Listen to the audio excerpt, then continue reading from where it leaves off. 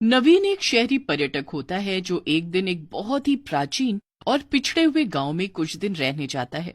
तभी जब वो रास्ते में एक हाथगाड़ी पर सवार होकर अपने मकान की ओर जा रहा होता है। अरे भाई साहब, नए लग रहे हो गांव में।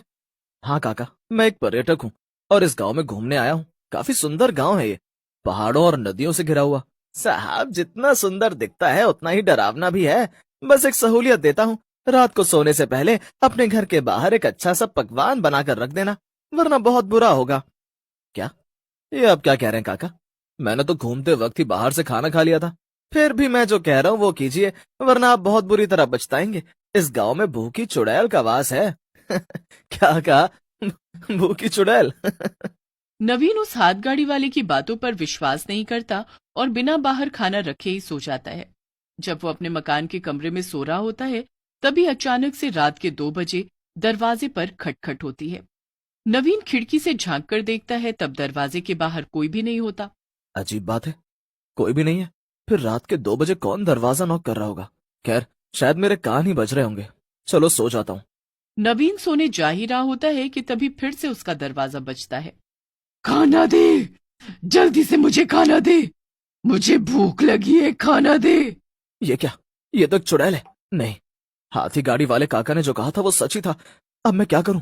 मेरे पास तो इसे देने के लिए कुछ भी नहीं है। नवीन बहुत परेशान हो जाता है। तभी वो चुड़ैल उसके घर के अंदर घुस आती है। नवीन नजर घुमाता है तो वो देखता है कि वो उसके कमरे की अलमारी पर बैठी हुई है।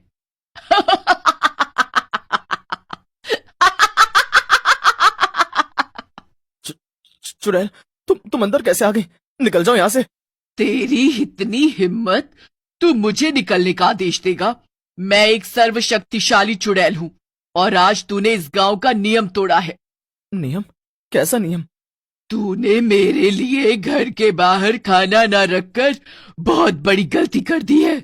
अब तुझे उस गलती की सजा भुगतनी होगी। आ, मेरी आंखें! नहीं, नहीं।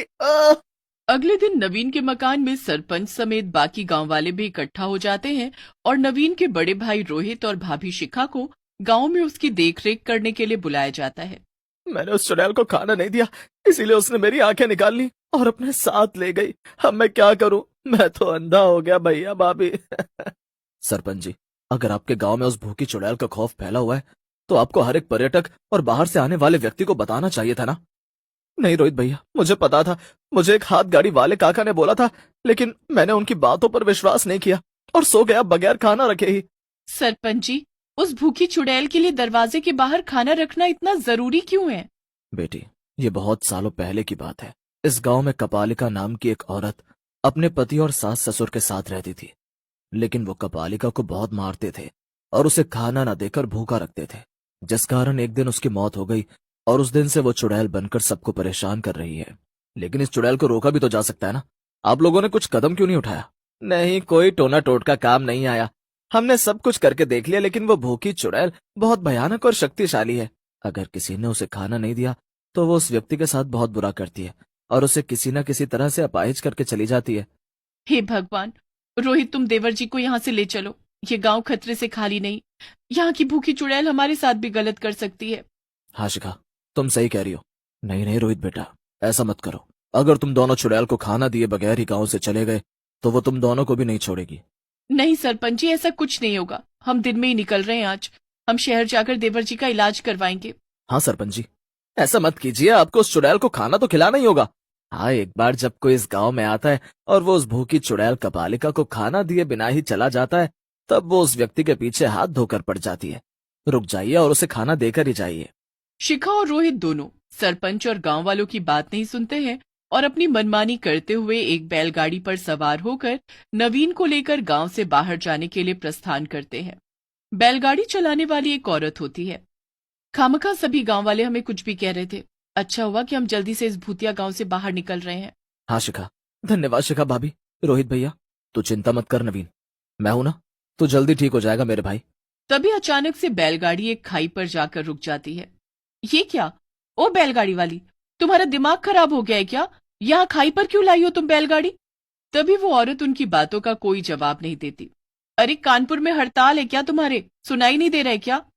तभी वो औरत पीछे मुड़कर देखती है और उसकी डरावनी शक्ल देखकर रोहित और शिखा के होश उड़ जाते हैं। वो और कोई नहीं बल्कि चुड़ैल कपाल। तुम दोनों को क्या लगा तुम दोनों मुझे खाना दिए बिना इस गांव से चले जाओगे? तुम्हें इस गांव की परंपरा को निभाना चाहिए था, लेकिन तुम दोनों ने अपनी होशियारी दिखाई। अब उस होशियारी की सजा तो भुगतनी ही होगी। नहीं नहीं, छोड़ दो हमें कपालिका, हमें माफ कर दो। हाँ कपालिका, छोड़ दो हमें, मेरे भैया और भाभी को बख्श दो कपालिका। कपालिका कभी किसी को माफ नहीं करती। गलती की है तो सजा तो भुगतनी ही पड़ेगी। कपालिका उन दोनों का गला पकड़ती है और हवा में उड़ते हुए उन्हें खाई के नीचे फेंकने जा ही रही होती है कि तभी अंधा नवीन बैग में रखे बचे हुए समोसे और कचौरियां जैसे तैसे निकालता है और वो कपालिका को चिल्लाते हुए कहता है, कपालिका कपालिका छोड़ दो उन्हें, ये देखो हम तुम्हें समोसे और कचौरियां देंगे, छोड़ दो उन्हें। नवीन की आवाज सुनकर और समोसों और कचौड़ियों की खुशबू सूंघकर कपालिका की लार टपकने लगती है और वो रोहित और शिखा को जमीन पर फेंककर समोसे और कचौड़ियों की तरफ भागती है और उन्हें पागलों की तरह खाने लगती है। वाह वाह, क्या बात है, वाह वाह वाह वाह वाह। यही सही समय है रोहित, नवीन को अपने कंधे पर उठाओ और भागो यहाँ से। रोहित नवीन को अपने कंधे पर उठाकर शिखा के साथ वहां से भागने लगता है और भागते भागते वो दोनों रास्ता भटक जाते हैं और फिर से गांव में ही पहुंच जाते हैं। ओ नो, अब हे भगवान, अब हम क्या करें? हम तो फिर से गांव में ही लौट आए हैं। अब हमारे पास यहाँ रुकने के अलावा और कोई रास्ता नहीं है। शाम के 6 बज चुके हैं शिखा। शिखा और रोहित अपने साथ घटी हुई घटना के बारे में सरपंच और गांववासियों को बताते हैं। तभी एक गांववासी उन्हें एक थाली भरकर अच्छे अच्छे पकवान बनाकर देता है। ये लीजिए, ये मेरी घरवाली ने खाना बनाया है। ये थाली रात को सोने से पहले दरवाजे के बाहर रख देना, और हाँ, सुबह 6 बजने के बाद ही अपना दरवाजा खोलना। ठीक है, धन्यवाद भाई साहब। मैंने आप दोनों से कहा था कि उस चुड़ैल को खाना देते हुए जाना। माफ कीजिएगा सरपंच जी, हमने आपकी बात नहीं मानी, लेकिन अगर आज देवर जी सही समय पर वो बैग में से बचे हुए समोसे और कचौड़ियां नहीं निकालते तो कपालिका हमें उसी खाई से नीचे ही फेंक देती। रात में शिखा घर के दरवाजे के बाहर खाना रखती है और वो तीनों सो जाते हैं। उनके पड़ोस में रहने वाले बिरजू के दरवाजे के बाहर रखा हुआ खाना एक सड़क का कुत्ता खा लेता है और जब कपालिका ये देखती है तो वो गुस्से में आग बबूला हो जाती है। ये क्या, इस बिरजू ने आज मेरे लिए खाना नहीं रखा, अब ये गया। खोल दरवाजा, खोल बिरजू, आज तूने मेरे लिए खाना क्यों नहीं रखा? लेकिन ऐसा कैसे हो सकता है? मैंने तो खाना रखा था। मेरा विश्वास करो कपालिका, मैंने खाना रखा था तुम्हारे लिए। झूठ मत बोल बिरजू के बच्चे, आज तो मैं तुझे नहीं छोड़ूंगी, नहीं छोड़ूंगी। चुड़ैल कपालिका की आवाज सुनकर शिखा और रोहित उठ जाते हैं और वो अपने घर की खिड़की से बिरजू के घर के बाहर हो रहे इस तमाशे को देखते हैं। हे भगवान, लगता है बिरजू भैया की थाली का खाना गली का कुत्ता खा गया। हाँ रोहित, जब मैं अपने दरवाजे के बाहर खाना रख रही थी तभी बिरजू भैया भी रख रहे थे, लेकिन अभी उनकी थाली में से सारा खाना गायब हो चुका है। इसका मतलब कुत्ते या किसी और जानवर ने ये किया होगा। रोहित, हम बिरजू भैया को और इस गांव को इस भूखी चुड़ैल कपालिका से बचा सकते हैं। गांव वाले बेवकूफों की तरह इसे रोज खाना देते रहते हैं, लेकिन कभी किसी ने ये नहीं सोचा कि खाना देने के बहाने ही उसे खत्म भी किया जा सकता है।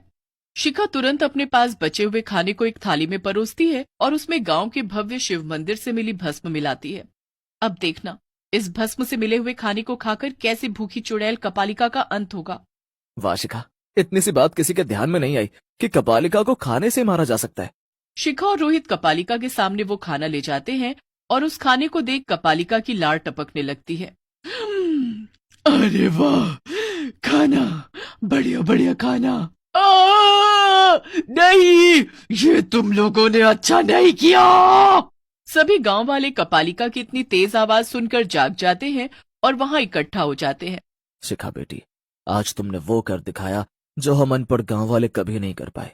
कभी कभी हम इंसान भी किसी पहेली को सुलझाने के लिए दुनिया भर की तिकड़म लगा लेते हैं, लेकिन असल में उस पहेली का हल तो बहुत आसान ही होता है। धन्यवाद शिखा भाभी, आपने इस गांव को उस भूखी चुड़ैल के कहर से मुक्त किया है। कपालिका जलकर राख हो जाती है।